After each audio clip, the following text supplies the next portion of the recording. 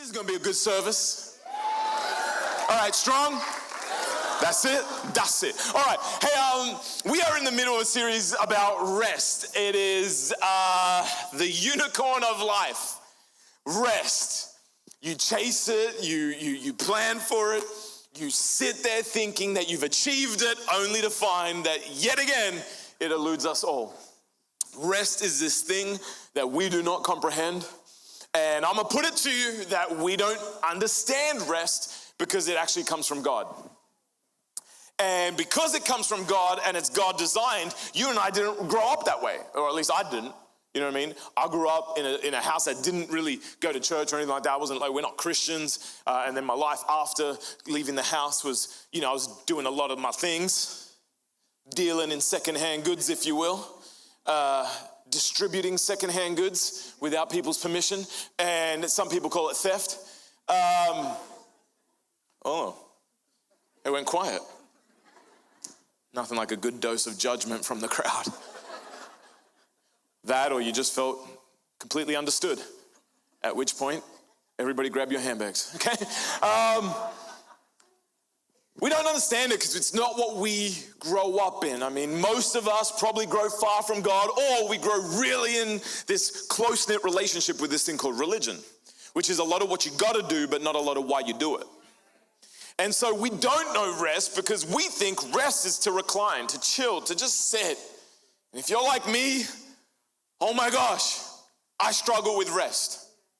Like Ord's booked a vacation and she was like looking for the resorts, and I kept picking resorts that had things. I want things on my vacation. I want a pool. I want a golf course. I want a tennis court. I want a soccer field. I want a gym. I want to do things on vacation, please. Because what will we do if there's nothing to do? I can't relax like that. That's not relaxing. I remember once I was on a ministry trip with Jake, and I was like, man, we got like 4 days, man. We got 4 days in this whole trip that we're going to be able to do some stuff, We could go to the gym, we could surf, we could run, we could do this, we could do that. Then we could go play tennis, then we could go back to the gym. We could do 2 gym sessions in one day. I was like, relax. Jake looked at me and goes, yeah, relax. Not all of us are good at sitting still. And although we think that rest is what you do when your body stops, what we got to understand is that rest is actually a posture of your mind and your heart. And I'm going to put this statement out there. The only way you'll ever find rest is if you find God. It's the only way. Because everything else without God is you. You ever feel the burden of you? You better make it happen. Who's going to pay that bill? You're going to pay that bill. Who's going to actually get that promotion? You. Who's going to finish that course? You. Who's going to find that significant other? You. Who's going to make it? You. It's all you. Without God, it is you and only you. Now, I want to read you something because God challenges us in this verse that rest is not something you do once. But we're going to speak from the subject today, an open invitation. Because rest is not something you do at the end of the week or the beginning of the week. Rest is where you live from. And I'm going to throw something really attractive out there to every single person tired from life. If we could nail what I'm speaking about today, we would live from a place of rest. How nice would it be if by the end of the week, you're not in a place where you need a break before you break? But you don't even realize that the week has been gone. Let's go over to Hebrews for a second. We're going to read something. And it is challenging because it tells us that there is an open invite from God for you and I to rest. And in fact, it actually sets a date for the day that you and I should rest. Let's read it. It says this. Therefore, since it still remains for some to enter that rest, and since those who formerly had the good news proclaimed to them did not go in because of their disobedience, God again set a certain day, calling it today. This he did when a long time later he spoke through David, as in the passage already quoted. Today, if you hear his voice, do not harden your hearts. There remains then a Sabbath rest for the people of God. For anyone who enters God's rest also rests from their works, just as God did from his. Let us therefore make every effort to enter that rest, so that no one will perish by following their example of disobedience. For the word of God is alive and active, sharper than any double-edged sword. It penetrates even to dividing soul and spirit, joints and marrow. It judges the thoughts and the attitudes of the heart. Nothing in all creation is hidden from God's sight. Everything is uncovered and laid bare before the eyes of him to whom we must give account. I've already said it, but I've struggled with resting. Leading a church is not very restful, okay? There's a lot that goes into it, more than just praying all week. Leading a church is not restful because there's things that even on your day off, you're wondering, like, is it gonna work? What are the people doing? Am I preaching what they need? Who's gonna show up this week? Do we have enough parking? When are we gonna buy a building? Does that alderman really like me? Because they say they want us in their ward, but we're still homeless. There's a lot that goes into it. And then people you just throw some kids in the mix. And you hear all these pastors' kids stories. Any pastors' kids in the house? I don't know if that's good or bad. I'll tell you why statistically there's not as many pastors' kids in the house. Because we don't know how to rest. And the weight on the parents falls on the children. And what happens here is that you and I, we struggle with rest. I'm going to put this together for us because rest, according to this verse, is the difference between making it or perishing. You ever looked and thought, why isn't the person I started church with not here today? Why are the people that I ran with not in this? Why are the people that brought me to faith not in the faith anymore? Why do people keep falling out? And I will tell you, it is this simple. What the Bible is talking about in this verse, he is referencing a people that he called disobedient. In fact, he said of these people, you'll never enter my rest. You're just not going to make it. He's talking about the Israelites, and under Joshua's leadership, and under Moses' leadership, in fact, they basically get to a moment, and I don't understand this, maybe you'll help me, but they get to a moment where they question and test God again because they're thirsty. Like just thirsty. And this is what they do. They get to Moses and they're like, why'd you bring us here? Did you bring us here to kill us? Some strong allegations. Could you imagine? Just out here. You don't even like speaking in front of people. You've been faithful to God. You just did incredible miracles. You dropped the staff. Before there was a mic drop, there was a staff drop. The man just drops the staff like he's parting waters. And yet they find themselves in a place where a little bit of thirst throws everything off. Like they're out. They're like, now I know you overcame Pharaoh. And I've seen the chariots get swallowed up. But you mean to tell me you did all of that just to kill us? What? When you put it in that context, right? Have you ever done that? Have you ever been like absolutely saved by God and then all of a sudden you're in a little bit of a dry season and you start to say things like, have you just brought me here to fail? Is this why I married this person? Chicago, really? This why you brought us here? Just a little bit of dryness, just a little bit of being parched, just a little thirsty, a little bit of discomfort, and all of a sudden the parted waters, they don't matter. The Passover doesn't matter. The fact that Pharaoh didn't take you down, that doesn't matter. The divorce, it doesn't matter. The fact that he saved it, the depression that you're no longer in, it doesn't matter. The fact that you once couldn't even speak in front of people, and now you have a group that you lead, and that somehow, it doesn't matter because we are more caught up by our current thirst than we are by his recent provision. How is it that this moment that he is talking about is actually being called Meribah, which means the place of quarreling? Now, you could quarrel with people, but you shouldn't really quarrel with God. You know what I mean? They're like shaking their fist at God. And why they're shaking their fist is because, wow, God, you brought us out here, and obviously it's just here to die. I want to speak to every single person who at the start of the year, start of the week, Start of your Christian walk, you devoted everything to God and you were like, I'm all in. I'm all in. We've all done it. Moment of worship. I'm like, Jesus, I'll do anything. I won't eat Mexican food no more. You ever do that? It makes no sense, but you just feel like you just need to give him a good sacrifice. You know what I mean? Like, I don't know how this helps the kingdom, but I want you to know how deep I'm in this. You know what I mean? I will never eat another bowl of ramen if you use me. You know, you're just in. And I have moments like that, and it's always food. I'm a big food sacrificer. I don't know how well I follow through, but that's my love language. I'm like, Lord, you take it. Not another burrito. There will be no more Taco Tuesdays. There will be my day of praise. And in a moment of passion, we're all in, man. We're in. And then all of a sudden, get a little thirsty. And it's like we lose our minds. We lose our minds and we're starting to question all sorts of things. Like, am I even gifted at this? Do you even love me? Why? Is this even real?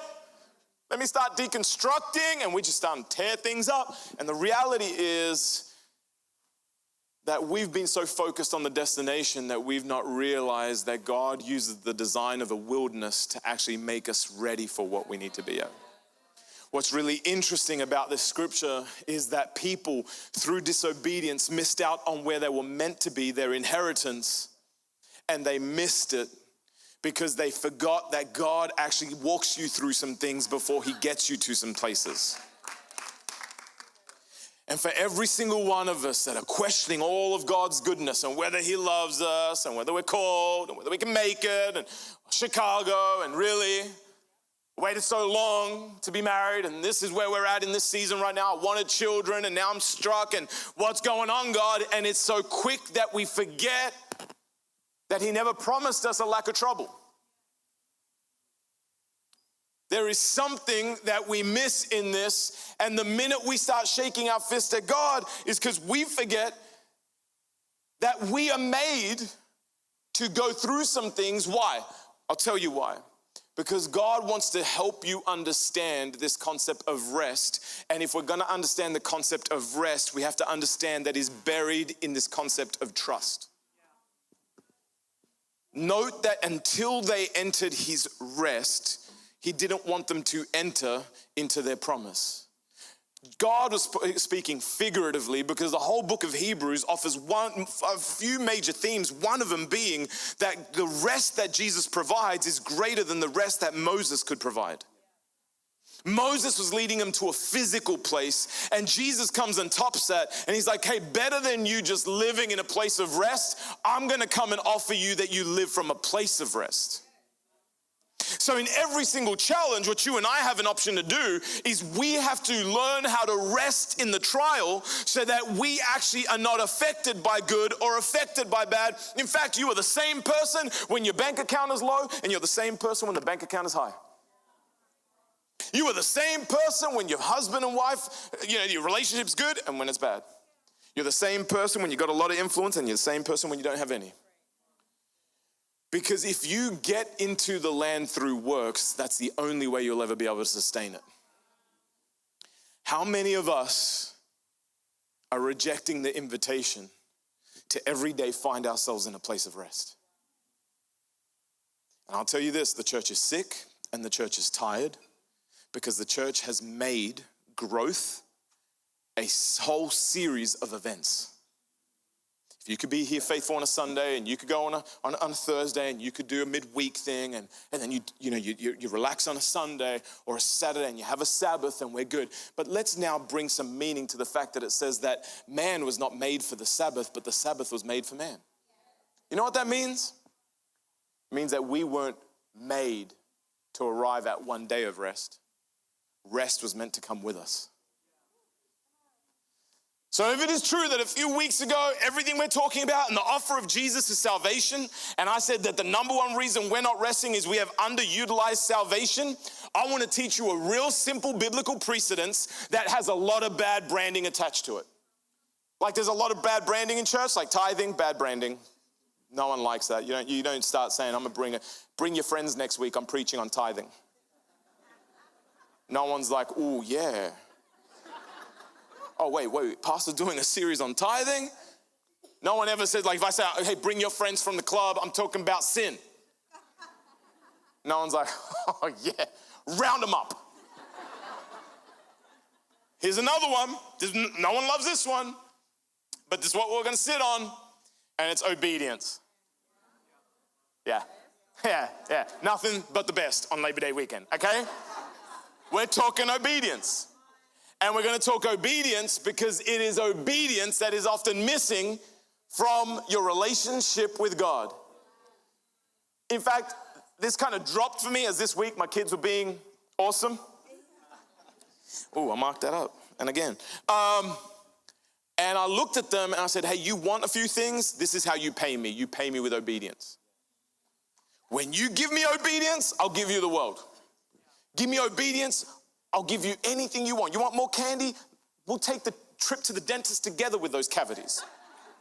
We're gonna rot those teeth straight out. You get new ones soon, hopefully. Oh no, some of them are past that point. It's all right, you'll have good looking false teeth, whatever.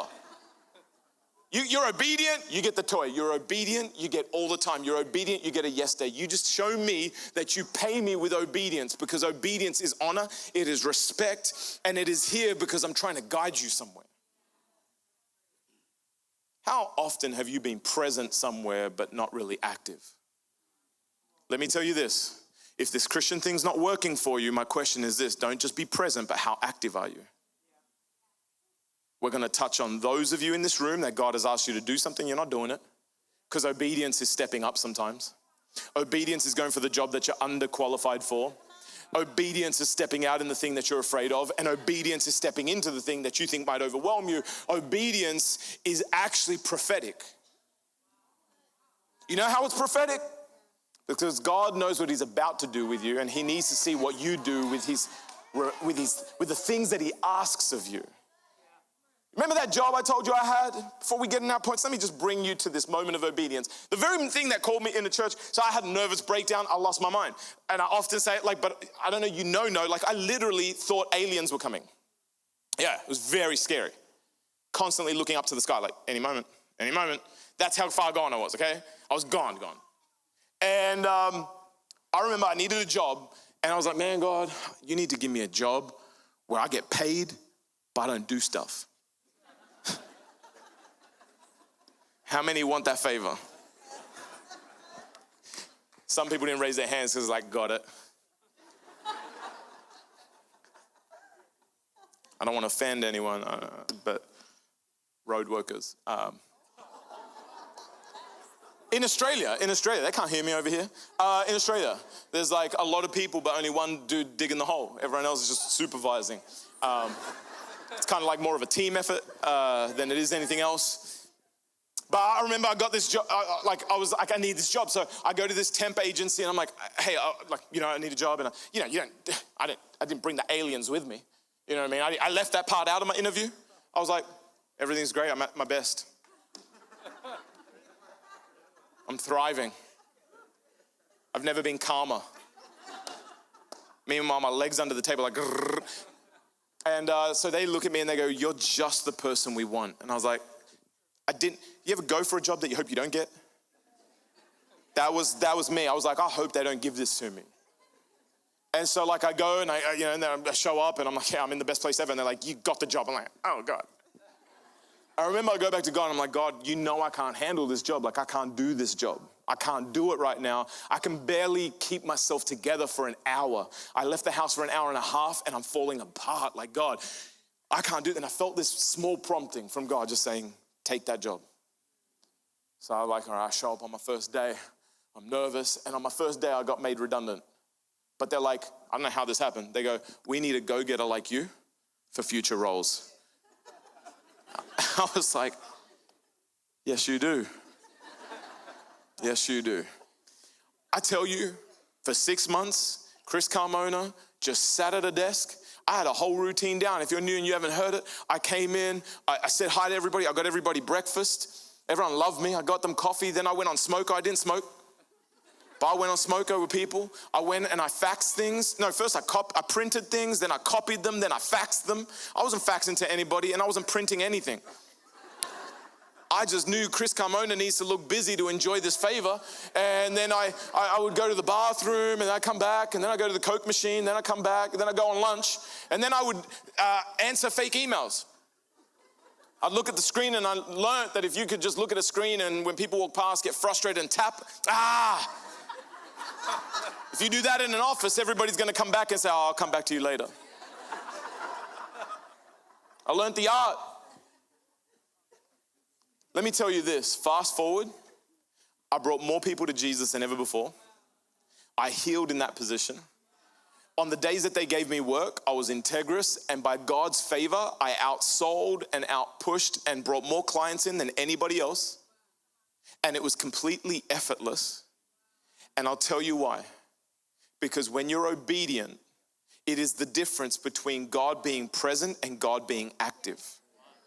In Exodus 17, if we can throw it up for a second, let's read the difference between God being present and God being active in some situations. I will stand there before you by the rock at Horeb. Strike the rock and water will come out of it for the people to drink. So Moses did this in the sight of the elders of Israel, and he called the place Massah and Meribah because the Israelites quarreled and because they tested the Lord, saying, is the Lord among us or not? Fast forward, if you go to Numbers, you get a different snapshot. What took place is the people are sitting there and they're frustrated that they're thirsty. I don't get it, because if you're going to go to your promise and you're in a wilderness, you realize that you're not there yet. So maybe if you're not there yet, God isn't done yet.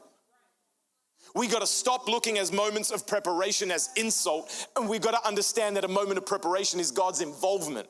He is doing something in your life, but you can't rest on that if you misplace your season, if you misplace what you think you deserve and what you think you've earned by now. No, there is a difference with understanding that obedience is not simply doing what God wants you to do, it's being okay when He's going to do what He says He'll do.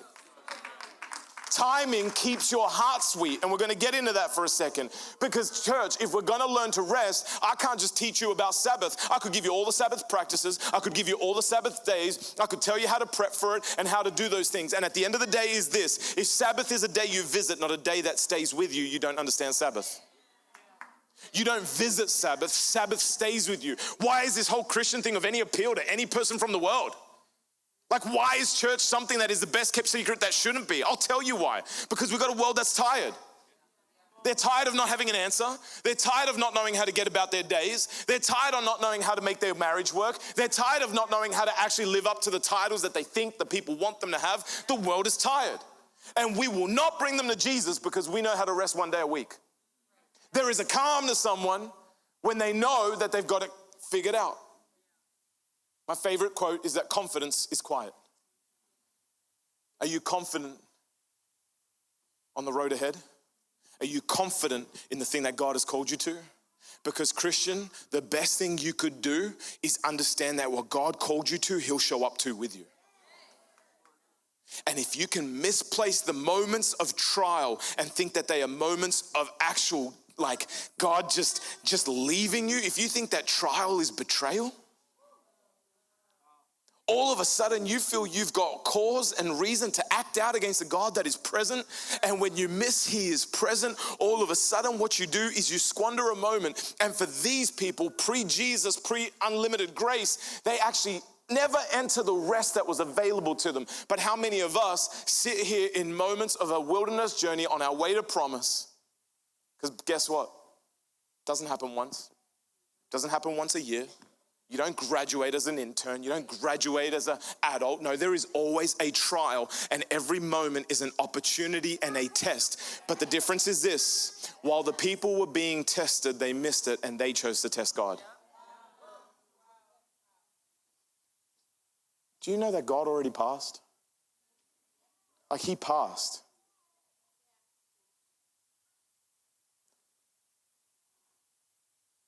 You want to know how spiritual you are? What makes you and qualifies you as spiritual is not how many things you see wrong with church. What qualifies you and makes you spiritual is how quickly you hear God. How quick you see His presence in what you're going through. The reason you can't rest and the reason you're picking up work you shouldn't is because you don't think He's doing what He should. He didn't bring you here to die. He didn't birth you. And let's just take a zoom out for anybody who is so overwhelmed by depression right now, in such lack of purpose that you wonder why you were born. If he didn't bring them to the wilderness to die, he didn't birth you to die. He didn't birth you to lose your life. No, there is a purpose for you. And whilst it is hard maybe to trust God because you can't trust the people you grew up with, and you can't trust your efforts, and you can't trust context because we don't know what's going to happen next. There could be another pandemic. We don't know. But what we can trust, and where faith comes from, is the fact that we know that what we are in, we are not in alone. And the minute we get that, all of a sudden rest becomes something you walk with. Because when you actually find yourself in a place of need, aka thirst, or the need of a miracle, you understand that the need of a miracle is not evidence of God's denial. But God is trying to prep you for something. Have you maybe turned on God because he's trying to turn you into something? Are you in the midst of a turn on God? Because he's like turning you into someone that can carry the promise? We often hear that thing like, get away from me, I never knew you. We think it's just God being harsh. What if it's God being kind? What if your holdback in every season is God hoping you'll never get to a place where you're good at working for him, with him, but not allowing him to work on you? Sabbath is a day, and we will preach on it before this series is up, but we are going to talk about the fact that man was not made for Sabbath, but Sabbath for man. You have to learn how to do your calling from a place of rest. You need to know how to do your challenge from a place of rest. Why? Because there is no other option. Just like the disciples, when in the midst of a hard teaching, Jesus says, are you going to leave too? What do they say? Where would we go? You have the words of life.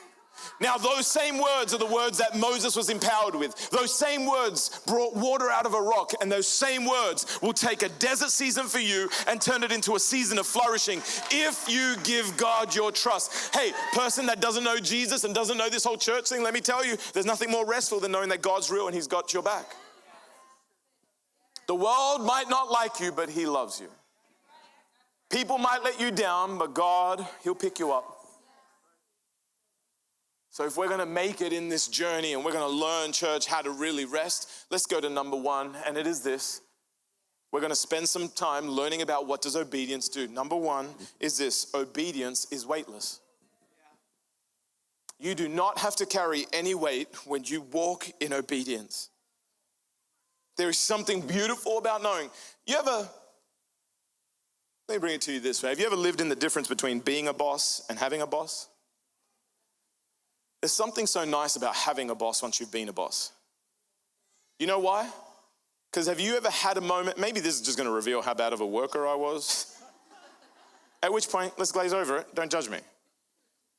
But I hear it all the time. In fact, I was in Home Depot the other day and I heard it. Home Depot, I need some deliverance. I don't know what it is. You get married, and Home Depot is like just where you live. And you never leave with everything you need. They'll always get you back for one more thing. It's horrible. Pray for me. Side note, needed some healing. So I'm in Home Depot and they go, hey, do we have everything they need? I don't know, man. This is what he sent us. That's it. This is what he sent us. I knew the feeling straight away. They're like, I don't care. I'm doing what I'm told. Not my problem. It's the boss's problem. We've done exactly what we're asked. And I know that has kind of negative connotations because for real, in a leadership sense, think a bit more. But on a Christian sense, is that not a great picture of obedience? Like you go into a battle and it doesn't look like it's done. It doesn't look like all the favor is turned yet. It doesn't look like maybe you've done enough to be qualified for the things that you want. Maybe it doesn't even look like God has turned the situation around. But there is something weightless about knowing that you did exactly what he asked you. I just imagine when the disciples walk into town, the Lord has need of this. Give me that donkey, the Lord has need of this. I don't think they were wondering how good of an orator they were. Maybe there was a sense of comfort in knowing I'm doing exactly what was asked of me. When you do what God has asked you to do, there's an assurance that obedience brings favor. Obedience doesn't just bring favor. Obedience is God telling you how to do something that is completely in alignment with the way he wants to do something. Note this. Sometimes I have found that doing too much leads to bigger problems. Like, have you ever asked someone to do something and then they think they're going the extra mile? And then they do extra and they bring it back and you're like, that's not what I wanted. I just needed this. What we often do with God is we don't think that the small thing he asks from us is enough for what he wants to do with us. And so what we do is we add to it. Surely, God, you didn't want me to just show up, you want me to show up and be rich. You can't use me till I'm rich. God, I know you said start a small group, but I want to do a 1 year of a Bible course, right? Because this isn't enough, is it yet? We add to what God asks because we don't actually trust what God is doing. But note that every little bit of just seemingly disconnected piece of direction that God gives you is connected to a plan and its timing. Not every time that he tells you to go somewhere are there going to be crowds waiting, but there will be a crowd that you'll one day attract. Not everything that God sends you into looks like a perfect plan, but God is building a plan around you. See, God sent Joseph before it was time for him to lead the nation. God placed Joshua in a position to see a promised land that was achievable before he ever stepped into it. God anointed David before David ever did anything. God does lots of things ahead of their time. And the greatest thing you could understand is that God's not, he's not unfaithful, you're just on time. God is placing you places that is in direct alignment with what he's going to do and the way he's going to do it. So obedience is not simply, I'll do it and God's happy with me. You're sticking to a plan, and I don't know why God does this, but for some reason he doesn't reveal the whole plan. I don't know if it's because God wants to build trust. I don't know if it's because it's just more fun for him. I don't know. I'm not that theologically up to date. But what I do know is in my life, he sent me in Chicago before he wanted me to use me in Chicago. He made me a preacher, told me I would preach before I ever did preach, before I even did preach well. God sends you ahead of time. The thing is this, if time and chance happens to them all, my question is, where will time and chance find you? Will it find you in disobedience? Will it find you in your works? Because sometimes God's stuff just comes with too much ease. Really, God, this is all you want me to do? You just want me to love people? You just want me to love you and love people? And somehow that's, oh really, God, I'm just going to tithe and that's going to be enough? What would it look like if you thought that what God asked of you was enough? Maybe you're adding to something that should be simple because God wants to do something in your life. Obedience leads to rest because obedience gets you off the hook from having to do the work. You just have to show up to what God is going to do. There is a difference. Partnership with God means you have to play a specific role. Number 2 is this. Obedience is the key that unlocks the door. Let's think of obedience as not simply doing what you're told because you have to. I grew up, my mom's Hispanic, and she wasn't one for teaching the why behind the what. Mom just said, do it. And if I didn't, I don't know if this is just a Uruguayan thing, but she'd do this. See the red under her eye? But I know what it meant. She's like, watch out. Once Mom did this, it's funny how my obedience just went straight up. I'm like, ready. Whatever you want, Ma. You just do it. But I never knew the why. I just didn't know what was happening. So quite often what we've been taught is you just don't do things. Like for most of you, you've grown up maybe around religion and you've been told no sex before marriage. And for most of you, you're like, oh, really? Come on. Many in this room would be guilty of thinking that the word of God is good guidance, but not really super accurate because it was written in a time before this time and it doesn't really understand us. It's not as advanced as us because look at us. I mean, if you look at my track record, my life is without blemish. Surely I should override the Bible. And so what we think is that God just says things because he's just trying to show his cosmic power over your life. He just wants you to know what it's like to burn with passion before you get married. He's in charge. God's out there with a need to cosmically flex on very small people.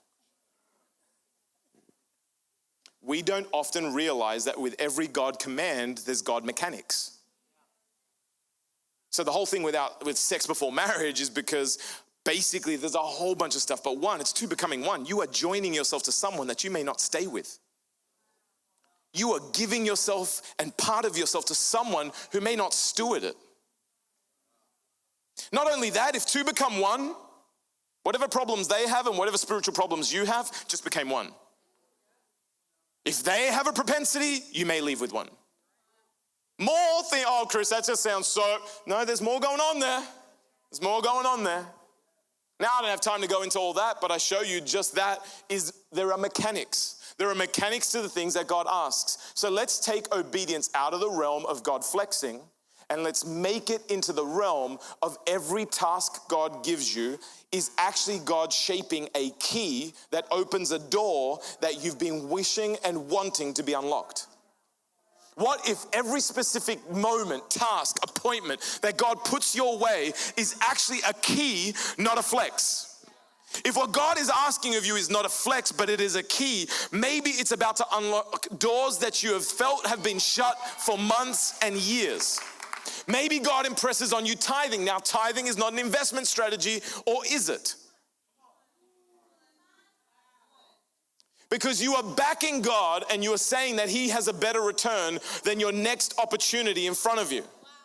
Now you might go, well, how's that going to unlock a whole bunch of things? I'll tell you how it might unlock a bunch of things. I don't know how God wants to use it, but it has been my experience that when I trust God with the small things, He knows that He can trust me with bigger things.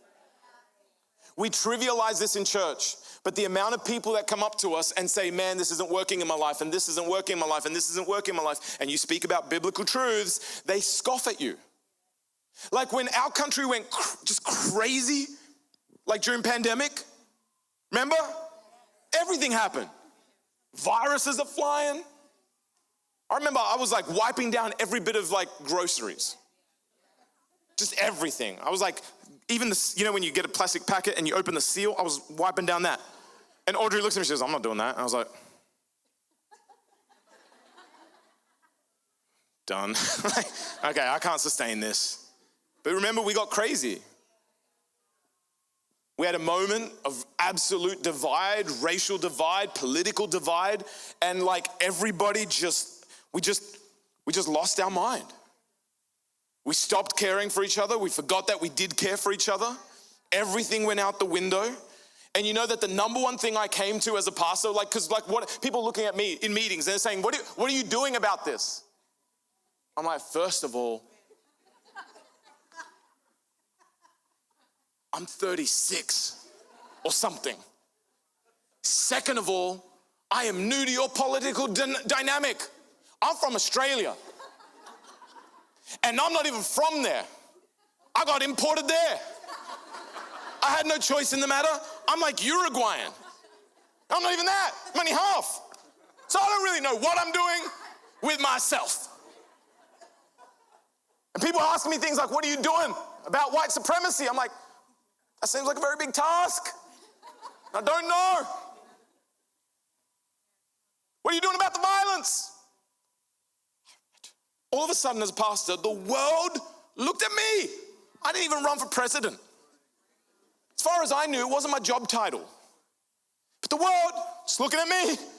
I stressed out so much because I went against what I'm preaching today. I stressed out so much, guys, that I got a rash from my knees to like my neck. For 14 days, I couldn't sleep. I looked like puberty came for my life.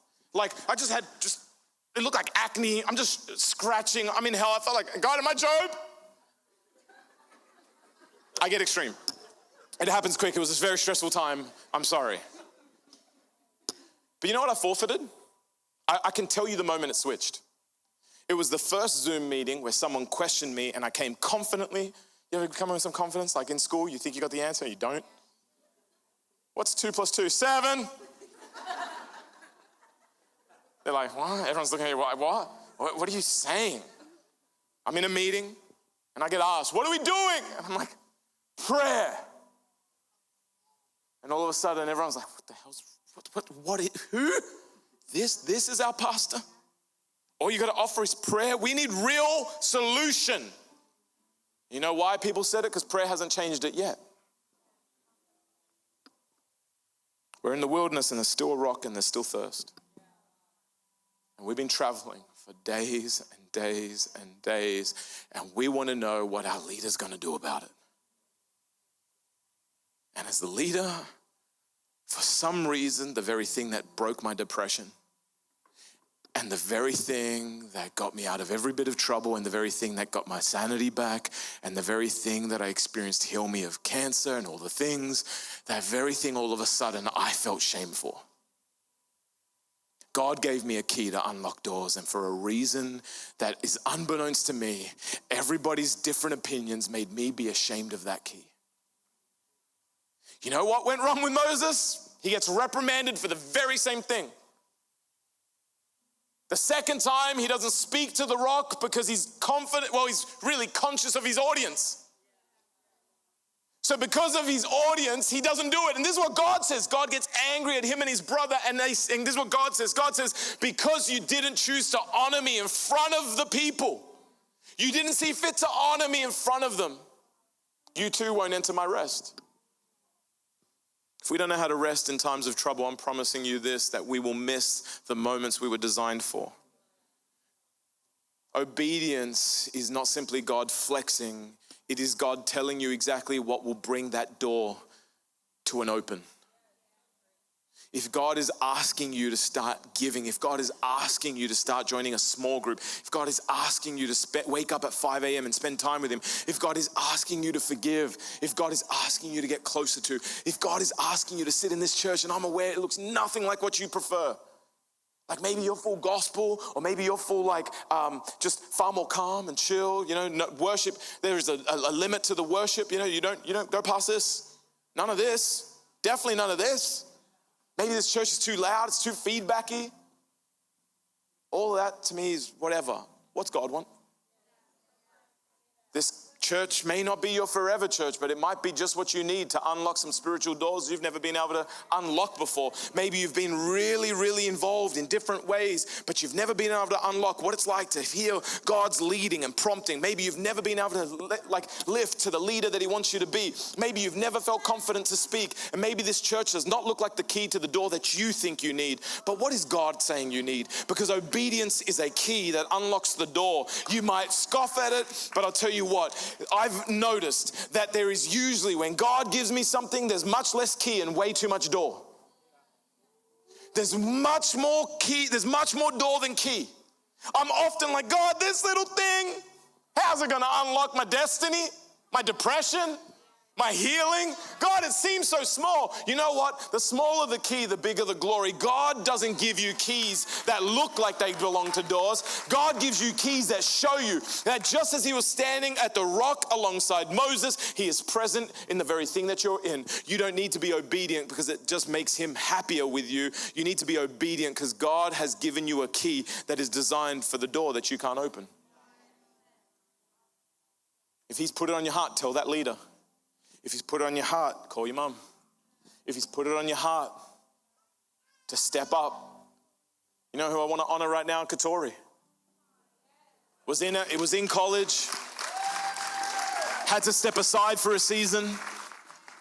And in college, on college night, first night, we said, why is everyone doing this? And he said this simple phrase. We got a phrase in our house, in this house, and it says this, that leaders go first. What does that mean? It means that as a leader, as a Christian leader in a relationship with God, God shouldn't have to ask you twice to do something.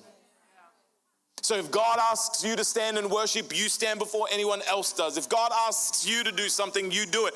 But this was Katori's spin on it. Katori, from a place of relationship, said this, leaders go again. Some of you are living under the shame of something in the past. And God often wants to elevate you in the very arena that you actually failed in. But you won't go back there. Oh, there's too much shame. No, there's too much pride. Pride is what stops you to go back some places, not shame. And the last one is this. Obedience is an open invitation to faith or anger. Any moment that God asks you for obedience, it has been my experience, both biblically and experientially, that it is either going to invoke one of two emotions. it is either going to invoke faith or it's going to invoke anger. Were the people in Exodus not standing at an invitation for obedience? Is Hebrews not speaking about the very fact that we should not follow their disobedience as well, for we also would lose our rest? That we might not make it into the rest that you and I hope and wish and desire to have. And it is referencing a people that at a moment chose to shake their fist at God instead of lift their palms. Now, I don't know if their palms were really lifted. I'm saying that because of what's contextually relevant to you and I. You and I know what that means. It means this, that we often sit in worship and surrender to God before big moments, or we can shake our fists at God in big moments. And both are not really something that come from choice, they come from character. Whether you shake your fist at God or you praise God is more of an indication of what God has done up until that point. See, what we don't often realize is that obedience is prepping us for the places we're going to arrive at. And if you can't do what God asked you to do yesterday, what happens is that on the day that he needs something from you, you're not ready for it. Let's remember that we started off in verse 6, or in chapter 4, I think verse 6, it says that he set a day for your obedience. He set a day for your rest. And the day is called today. God basically is saying this, hey, throw out and toss out yesterday. I know you were awesome yesterday. I know you were rested yesterday. I know yesterday your faith was bigger than your challenge, but that was yesterday. But I want to ask you, what are you going to do with the day that I called for? I called for your rest on a day. I called for your obedience on a day. And he didn't set a day that could have already been achieved. And he didn't set a day that's one day when. He set the day, and the day is called today. So my question to you is, what are you doing about your rest today? How are you evaluating your faith today? How are you evaluating your anger today? Where are you angry with God? Where are you filled with faith with God? Everywhere that you're angry at God, you've left your rest. Everywhere you're filled with faith for God to do something in that situation, you've stayed within it or entered it. Some of us are struggling to sit in seats because we're angry in our heart. How, God? How'd you take it? How'd you not fix it? How am I here? Why am I here? We think that there's such evidence that God has left us. But God is a good father and he doesn't leave. But what he is trying to do is get you to step up into what he's got for you. People, church, if we're going to be a church that rests, this is not about lighter schedules. This is not about better Sundays. This is not about milestones. I remember telling Ords, man, I think we'll be far more rested when our kids can finally get their own breakfast. No. Because while they learn how to make breakfast, they don't learn how to clean it. My point being this. You think you arrive, you don't. Every day is the day that God commanded for you to rest. And this is why we can make sense of a statement like we were not made for Sabbath, but Sabbath was made for us. There still says in this verse that there remains a Sabbath's day rest for those who will live in obedience. There is this sense, and if you missed the beginning of the series, you need to go back because you need to hear where this all stems from. But for those of you that are here today, I want to just put something out there. God's not angry at you. He has not disappointed you. He has not forsaken you. He has not left you. Please do not limit God to the deadline that you gave him when you can't design your way out of the thing that you're in. Please do not stand in judgment of God when you yourself cannot add another day to your life. You cannot determine how much hair is on your head or what you'll do. There's nothing within your power other than faithfulness. Faithfulness is a weapon that the devil wants to disarm from you and that God has given you. You can come to a battle with faithfulness and you will come away a victor. Or you can come to a battle with anger and rights. It's my right to shake my fist at you, God, because you should have delivered me by now. If God hasn't done it, you're either not ready for it or it's not his timing. But just like it fell for Joseph, who he sent ahead of time to sit in a nation that one day he would rule from the most unlikely circumstance of a jail cell, God did this. This is gold. This is what God did in a moment of unlikely. It says this, that until it was time to fulfill his dream, until it was timing, cadence, he did this. He tested Joseph's character. That opportunity for your attitude is not your right. It's a test. Will you pass? Will you pass? You don't have to give up your rest this week. When your boss comes in angry, when you get a deadline you can't reach, you can either do one thing. You can learn to speak to that rock in faith, or you can learn to shake your fist and test God. But I'll tell you, one will give you peace. This week, choose peace. This week, choose rest. Choose rest over your calling. Choose rest over your bills. Choose rest over your sickness. Choose rest over your loved ones. Choose rest over the political elections. Choose rest. Choose rest over the people you can't control. Choose rest over the people that are trying to control you. Choose rest. Rest. I'm going to stay with what God is doing. I'm going to stay with what God is doing over me. He will redeem you. He will redeem your title. He will redeem you. Give it time. He'll redeem you. Learn what you got to learn. Sit in a place of rest. Activate faith. Don't let bitterness rise. Don't let anger rise. All it does is it puts a wall between you and healing, a wall between you and happiness. Anger never made anybody better. It just feels good in the moment. And if you're here and you're here for the very first time, why don't we all stand to our feet? I just want to ask you a simple question.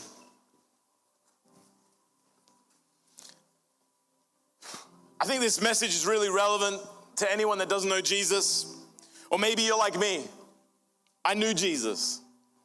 I came into church because for a brief stint, my Hispanic family went all in on church. I mean, we had tambourines. Someone's like, bring that back. I'm gonna tell you right now, everybody's safer without a tambourine wielding church. People don't wield those things with responsibility. They're just out here. For some reason, a lot of the women in our church incorporated their hips. Smack it off the hip. Don't know what's going on there, but it's very dangerous. I actually knew God. My sister was a devout Christian. She actually prayed for me to receive the gift of tongues at 10. I never struggled with faith. So I was like, I got it. I just walked away. In fact, when I came back to church the next time, when I was 14, someone prayed for me. I was like, it's okay. I've already got it. Shushed a man, half prayer, mid-prayer. I got this, bro. I say all that to say I knew God. I knew Jesus. But at 14, I walk into a church service and this woman preached a message and she just said a simple phraseology that checked me. She just said, are you using God as an insurance policy? Your belief is that your life is better without him, that you could live your whole life without him, have all the fun you can without him, do all the things without him, because he is not fun, he is not good, he is not going to do the best or bring the best into your life. So what you're doing is you're waiting until you have one foot in the grave, and then quickly you'll raise your hand up and not just give him your heart, but give him your life. It resonated so deep. It's funny because as though I could speak in tongues and although I grew up around Jesus, I didn't know him. Even though I knew him, I didn't choose to follow him. I knew him, but I was good for him to do his walk and I'll do mine. Let me go chase this, let me go do this, let me live this, because I just didn't trust him. If you listen to the first week of this, the first concept of rest is actually around salvation. Soteriological rest. It's when God saves us from our enemies, from our pain, from our divide. I'm going to tell you right now that the number one reason you're not choosing Jesus is because of myth. It is because of perception. It is because of lie. Let me tell you the truth. The truth is that he wants to walk with you and be present, and he wants to, yes, transform you. But I'll tell you, he is graceful with that endeavor. And giving your life to Jesus versus knowing him is different. Giving your life to Jesus is an acknowledgement that this life has been anything but restful, and you need that concept. It is a yes to Jesus, not a yes to perfection overnight. It is a yes to relationship, not a yes to religion. You don't need to change your Facebook status and change the way you fill out forms. God is more interested in the content of your heart, and are you willing to open your life up to him? That's what I'm asking here today. Are you like me, knowing about Jesus but filled with depression, knowing about Jesus but brought to my knees without any sense of quality in my life, and finally I realized that I was living my life with Jesus as my insurance policy? I'll say yes when I finally am going to meet him in heaven. You know why? I didn't realize that what God offered was a whole bunch of merit here on earth. I'm not saying you go without challenge or trial. I'm just saying that your life here is better with him included.